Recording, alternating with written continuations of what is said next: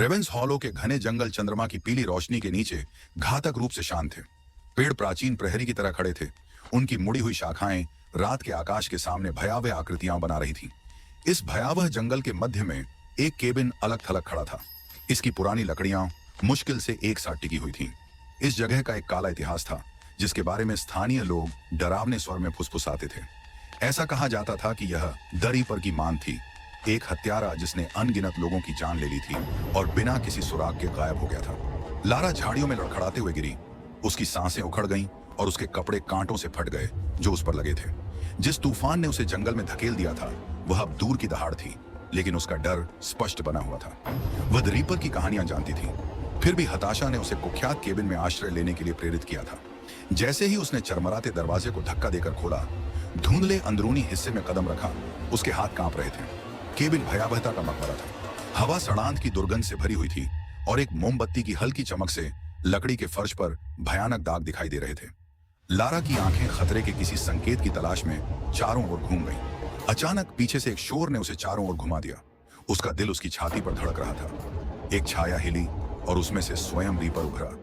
उसका विचित्र मुखौटा उस सारी मानवता को छिपा रहा था जो उसमें कभी थी। वह लंबा और दुबला पतला था। उसकी मौजूदगी से कमरे में जबरदस्त भय का माहौल भर गया। उसके हाथ में खून से सना हुआ ब्लेड था। उसके मुखौटे के नीचे एक क्रूर मुस्कान मुश्किल से दिखाई दे रही थी। लारा पीछे हट गई।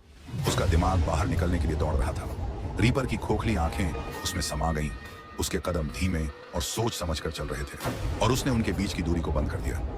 जैसे ही वह झपटा, लारा ने खुद को एक तरफ फेंक दिया और मोमबत्ती पकड़कर उस पर फेंक दी।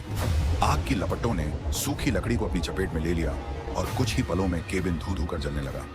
आग तेजी से फैली और दीवारों और छत को अपनी चपेट में ले लिया और भीषण आग का रूप ले लिया। रीपर क्षण भर के लिए विचलित होकर पीछे की ओर लड़खड़ा गया। उसका पैर एक छिपे हुए जाल में फंस गया। क्रोध की चीख के साथ वह नीचे अंधेरे गड्ढे में गिर पड़ा। लारा अपने पैरों पर खड़ी हो गई। आग की गर्मी उसे दरवाजे की ओर ले जा रही थी। वह रात में हवा के लिए हाँफती हुई बाहर निकली क्योंकि उसके पीछे का केबिन भीषण अलाव बन गया था। रीपर की चीखें भीतर से गूंज रही थीं, एक डरावनी आवाज जो उसे हमेशा परेशान करती रहेगी। वह गीली जमीन पर गिर पड़ी। बारिश उसके आंसुओं में घुल मिल गई जब उसने देखा कि आग की लपटें हत्यारे की मां को भस्म कर रही हैं। जैसे ही रेवेंस हॉलो में भोर हुई, आग बहुत पहले ही बुझ चुकी थी और केवल सुलगते खंडहर बचे थे। लारा जंगल के किनारे खड़ी थी। उसका चेहरा पीला और खींचा हुआ था। दुःस्वप्न खत्म हो गया था, लेकिन यादें बनी रहेंगी। रीपर चला गया। उसके आतंक का शासन उसके ही हाथ से समाप्त हो गया। फिर भी जैसे ही वह जाने के लिए मुड़ी, हवा में एक हल्की सी फुसफुसाहट सुनाई दी, जो एक अनुस्मारक थी कि कुछ बुराइयां वास्तव में कभी नहीं मरती।